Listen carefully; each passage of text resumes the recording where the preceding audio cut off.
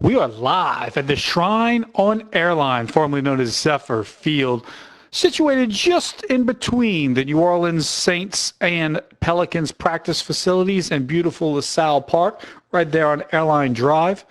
The Esquire Brad Luminais, along with Alan Waddell and Coach Luke Valden, watching right now John Curtis and Acadiana. But we'll take a break from that action and welcome into the show the CEO of the Allstate Sugar Bowl, Jeff Hundley. We had Jeff on earlier this season, and we got him again as a repeat guest tonight. Jeff, thanks again for coming on the show tonight. We're glad to have you. Happy to be with you again, Brad. It's always exciting, particularly as we get deeper in the season with both high school and college football. So, Jeff, I'm watching the news the other night, and they had a little bit on the news about the Sugar Bowl having a celebration of the 90 years of the history of the Sugar Bowl. And I saw a guy that I recognized, and it was you. And I'm watching with my wife. I'm like, I know that guy. She's like, you don't know that guy. I said, yes, I do. So he comes on my show. So tell us how that event went this week with the 90-year celebration. Well, it was a really nice event. We were grateful to, we had a couple hundred people from the business community that came out and joined us for the event. It was a great time to celebrate all that the Sugar Bowl has done, not just in college football, but in the community over the past 90 years. And we're anxious to tell our story. That's one thing, Brad, that we've learned that, we haven't really done a great job of telling the story about what we're all about and what we do. And so we're going to try to get better at that as we go. And earlier this week was the first step in that process. So we're excited and looking forward to the future. Well, definitely you did a good job. Got some media publicity out there. Like I said, it was on the news, on the radio here as well. And as you mentioned, Sugar Bowl has done a lot over its 90 years of existence. You sponsor our show, the Allstate Sugar Bowl Prep Football Roundup, for several years. But I know that there was a lot going on at that luncheon on Wednesday, including one of the new pitches to the business community, Keep New Orleans Sweet, right? Yes, that's, the whole campaign that we have going on right now is we're inviting the community to envision what it would be like without its sugar, and that includes the Sugar Bowl. And we say that, not, without having given it great thought in the process. We're in a competitive situation right now, and we were pointing out that the things that we do in the community, millions of dollars in the support of teachers in Orleans Parish, hundreds of thousands of dollars over the last several years in scholarships for young people. We've done over 500 different sporting events at both the high school and the youth and amateur level over the last decade. $2.4 billion in economic impact for the city and state, a lot of direct tax revenue. And, the football game, kind of speaks for itself, but we're in a competitive arena right now that's going to require, if you're paying attention to what's going on in college football, it's going to require tremendous funding, and that's not necessarily always been the strong suit here in New Orleans. And so we're trying to rally the community if they have an interest in the good that the Sugar Bowl is doing, if they have an interest in college football. We're asking people, very humbly but very directly to step up and help us, because now's the time, because the competition is out there and the competition is real. And on that note, talking about the competition, the Sugar Bowl will be a semifinal game this year. Next year, I think the next 2 years, quarterfinals. And then after that, it's all up in the air. So tell our listeners a little bit about what the Sugar Bowl has in store, and then what the plans are or what the future may hold for the game.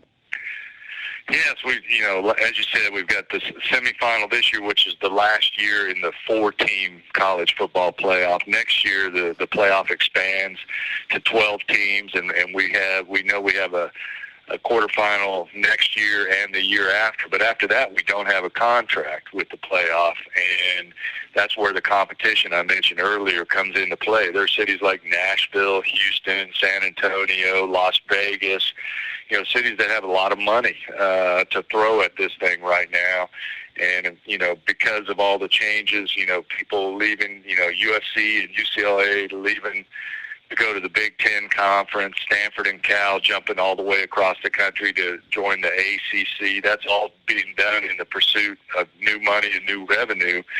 And we'd be naive to think that that's not going to impact us as well, and that the people that run the college football playoff are going to be looking for an increased commitment from the Sugar Bowl if we're going to go forward. And meanwhile, as I said, we've got competitors out there who would very much like to take our place in the process. So, we're getting out in front of it, doing the best we can. We have a negotiation with the playoff people that next spring. And so we're starting now, trying to get people to step up and help us, whether that's through ticket sales, whether it's through sponsorship. People can contribute directly to, causes that we do. The support of Orleans Parish public school teachers is something that we've put more than $4 million into since 2019, along with the College Football Playoff Foundation. And, the scholarship programs that help boys and girls in the community, are popular as well. So there's any number of opportunities. We've got a website called supportthesugarbowl.com that people can visit and see exactly if they're so inclined to help. We'd love it, and it's an easy way for them to plug in.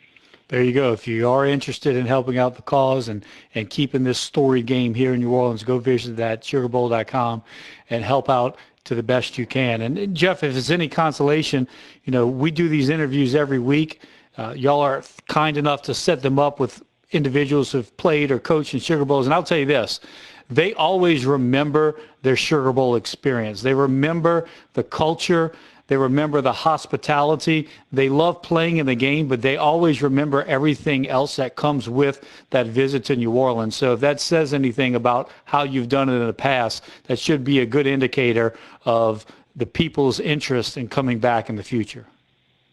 Well, I agree with you, Brad, but we can't take all the credit. The people of this city and the businesses in this city have done a great job. New Orleans is the greatest place in the world to come visit, and it's the experience, you're right, that they remember. But it takes all of us to put that on, not just the Sugar Bowl committee, and that's why we're reaching out to the business community again to see if they can help us, because, as I said, the competition is there and it's steep.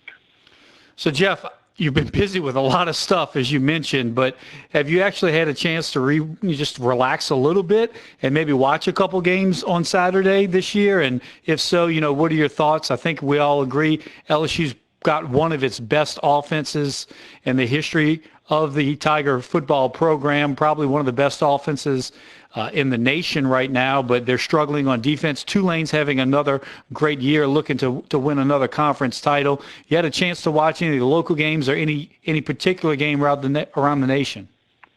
Absolutely. We're always, that's a built-in excuse every Saturday to it's my job, honey. I've got to pay attention to the games. Hey, that's the best one ever, man. Right? Yes. So, but yeah, you're right. LSU has a great football team. They've had a couple of hiccups, but they're still very much in the hunt in the SEC West. I think whoever wins the Southeastern Conference overall has a chance to be in the playoff. So you can't rule the Tigers out just yet. And Tulane still has a chance after Fresno State lost last week. Tulane, if they win out and win their league, they could be the group of 5 representative in a New Year's Six bowl game. So they're very much still in the hunt at the national level. It's been an interesting year, with college football. It seems to be a lot of parity right now. You've got several teams from the Big Ten involved, the Pac-12 of all things. They're going away next year, but they've got several teams ranked, highly that are still up for consideration for the playoff.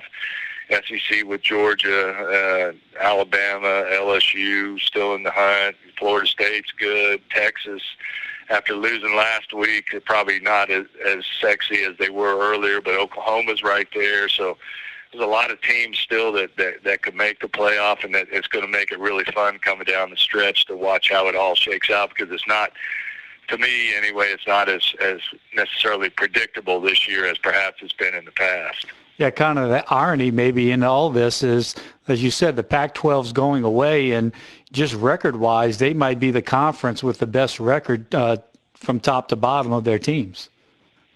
Absolutely. It's, again, we talked earlier about, the pursuit of revenue in college football right now, and what happened to the Pac-12 is the perfect example. That's a 108-year-old institution that was just basically decimated and blown up. There's only 2 teams left in that league. Everybody else has jumped to either the Big Ten, the Big 12, or the ACC, and 2 teams left. And the Sugar Bowl is only 90 years old. At the luncheon on Wednesday, I pointed that out.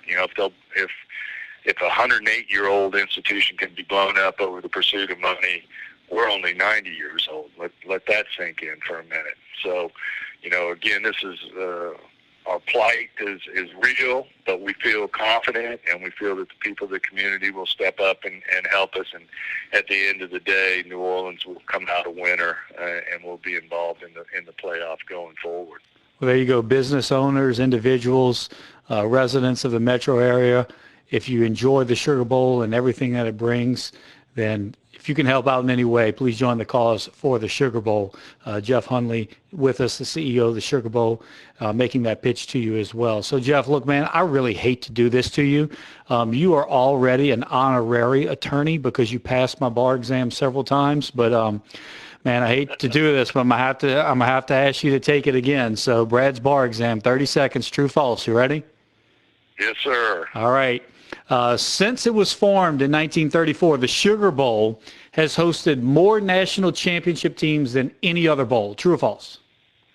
Absolutely true. We've had a chance to host 28 championship teams over the years, and 29 if you count the CFP year when the Tigers beat Clemson here. There you go. So true or false, Sugar Bowl has brought in $2.4 million to the region's economy last decade.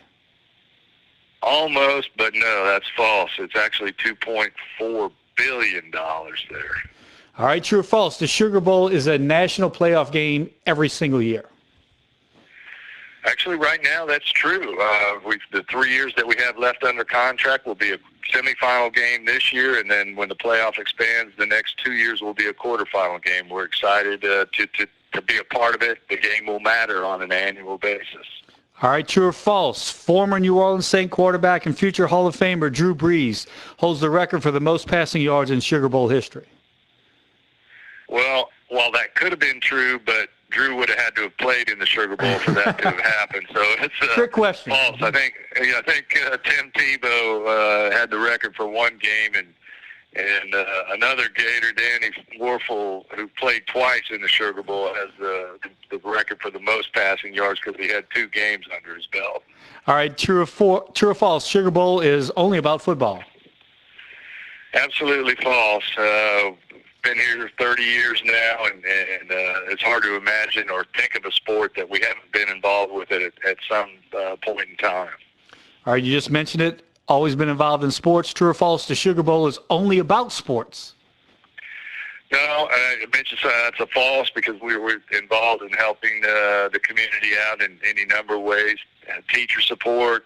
We stepped up and wrote a $500,000 check to help out-of-work hospitality workers during COVID. Provided thousands of dollars for hotspots to students who didn't have access to internet during COVID.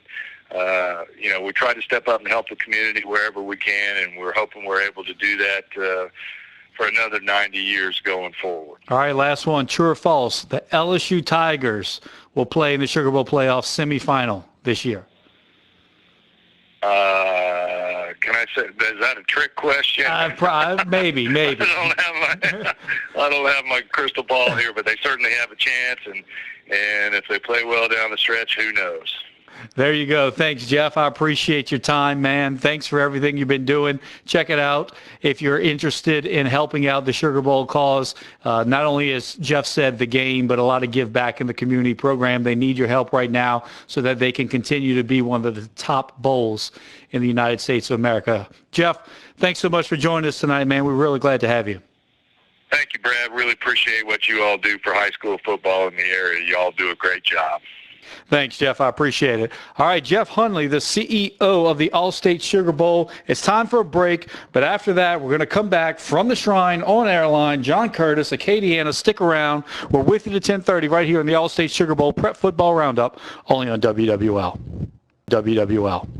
WWL.